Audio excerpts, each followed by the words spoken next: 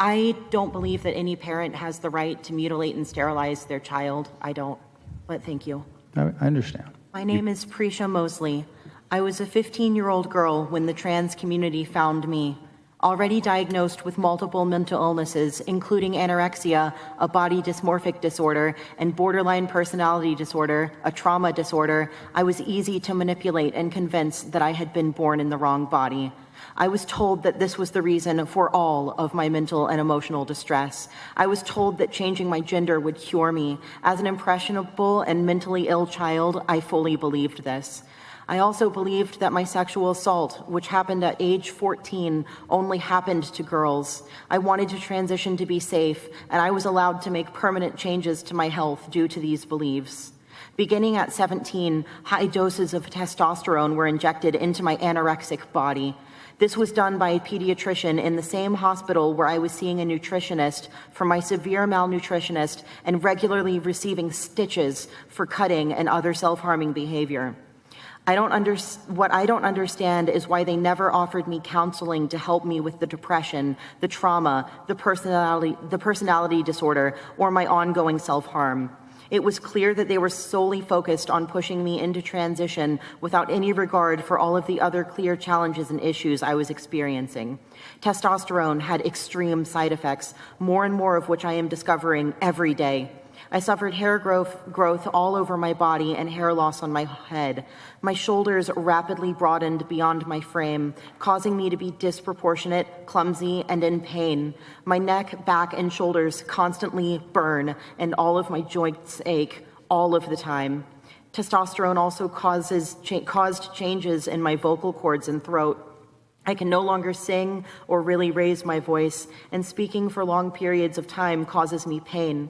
My endocrine system is ruined, and I'm no longer able to regulate my own hormones. I have no choice but to be medicated for this for the rest of my life. One of the worst side effects has been vaginal atrophy. This is the shrinking and thinning of the vagina. It is so severe that I am no longer able to use tampons because it is so small, and I'm afraid that I will tear. This has happened before. 1 year after starting wrong sex hormones, despite persistent self-harm, my healthy breasts were removed. I was told I would have sensation in my chest within 1 year. Instead, my chest is numb except for the occasional zapping pain. I almost lost my nipples. After being grafted, pieces of them stuck to my bandage and fell off, and I no longer have them. During the time in which I was receiving gender-affirming care, my psychiatrists and psychologists had to ask me at the beginning of each appointment what my name was, who the president was, and what year it was, because I was so far from reality.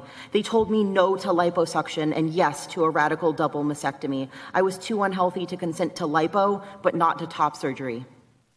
I was convinced that my puberty was a disease, and I trusted my doctors and the trans community when they told me they had the cure, but it wasn't true. I stand now before you in an aching body, which is no longer mine. I don't recognize myself when I look in the mirror. I am suffering from severe medical issues with which no doctors will help me, and insurance covers nothing. The medical professionals who did this to me have abandoned me, and the trans community has abandoned me. My doctors assisted me in mutilating myself and then left me in the cold when I wanted the harm to stop.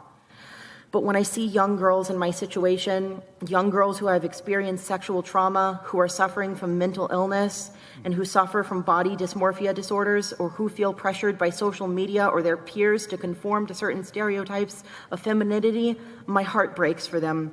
And while the damage done to my body can never be fully reversed, I can be an advocate for those girls in the same position I was. Thank you. Thank you for your testimony. Thank you for sharing your experience with us. Committee members, any questions? Senator Campbell, do you have questions? Thank you. Presha, thank you so much. You flew down from where? Michigan. So members and people watching, Presha came from Michigan to try to take what has happened to her and help others. She has been abandoned. You can bet everybody was on board to help when she was transitioning. And somebody can speak to the cost. Can you speak to the cost of the dollars that you think insurance put out for all the transitioning?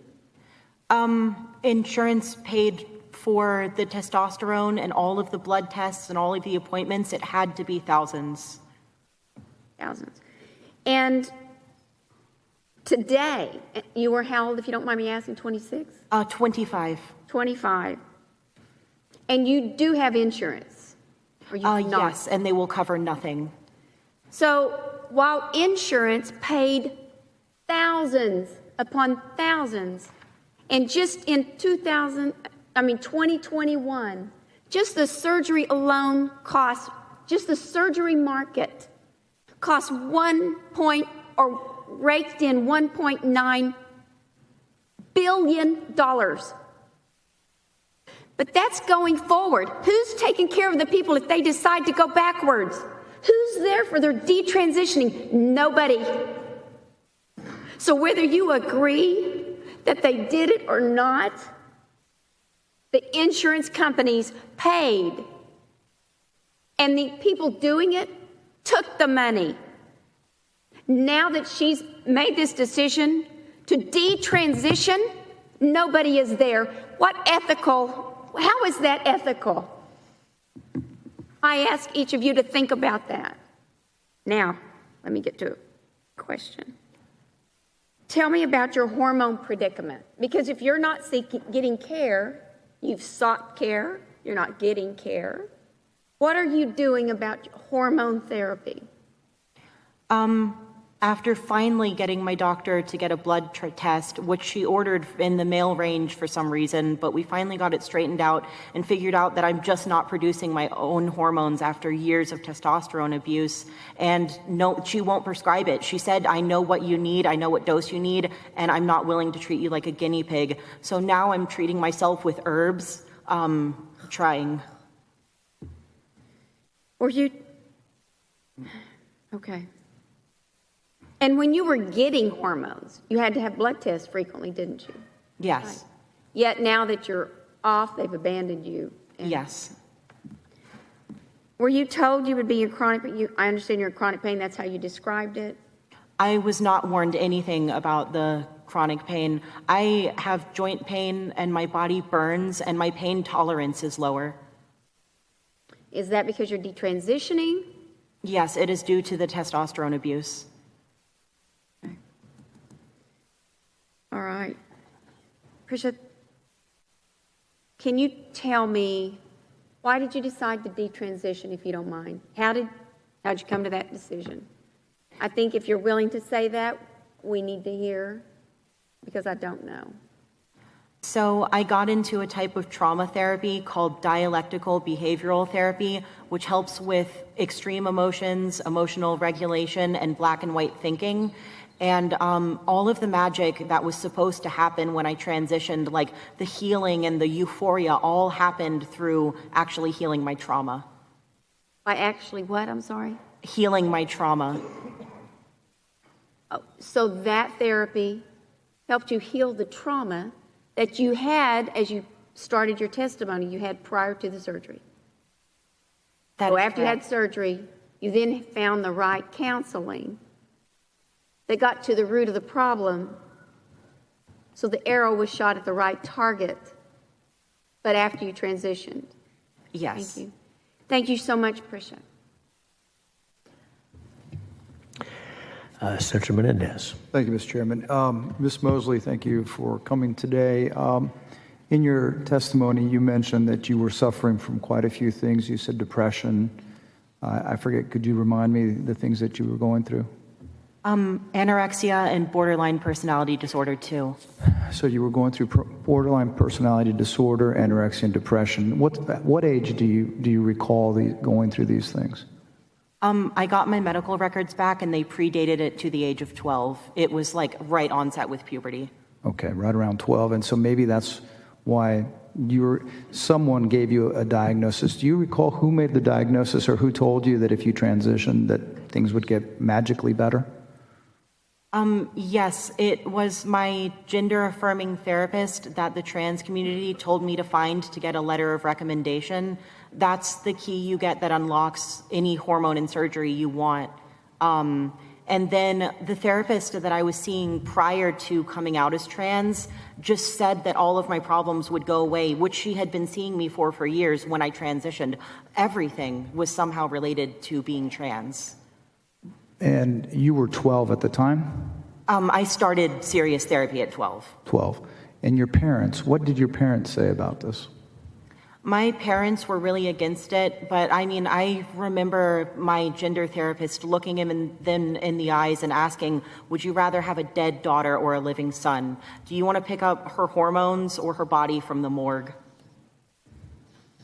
Those were the only two options given. How did you end up at this therapist? Who picked them? I found her myself. I Googled therapists who did gender-affirming care. So at 12, you Googled a therapist that did gender-affirming care. So at 15, I started socially transitioning at 15. 12 was when the prior diagnoses of anorexia, borderline, and depression and all that came. And so when you were having the issues of depression and borderline personality disorder and anorexia, did your parents get you help for that? Yes, but their treatment-resistant conditions, especially finding DBT, is difficult. There's a lot of stigma against borderlines. It was much harder to find that treatment than trans care. So it sounds like to me that you had other diagnoses, you couldn't find the right care, and so what you've testified here is that someone said to you, if you do this, this will help, and then in a way they sort of blackmailed your parents, is what you're saying. So it doesn't sound like this was either your decision or your parents' decision, because my concern is not, I don't want anyone to go through what you've gone through. But what I don't want is either for parents who have children who this has been, they've known from a young age that this is what they are, and we're taking that from them, because I don't want them to go through what you're going through. I think that this bill will potentially cause someone to be in a position where they're as unhappy as you are, and I'd hate that for that to happen to anybody. Thank you for coming today, and thank you for sharing your testimony. Am I allowed to comment on that? Of course. Okay, also thank you and you're welcome. But I don't believe that any parent has the right to mutilate and sterilize their child. I don't, but thank you. I understand. You get gynecomastia, so the males are developing breasts. Those are not going to go away when we stop the hormones. The females can develop a micropenis. It's not going to go away. The micropenis grows from the clitoris, meaning that this area is incredibly sensitive to them. So there are cases where they have to wear certain clothes in order to not irritate it constantly. And this is a lifelong thing. It's not going to go away.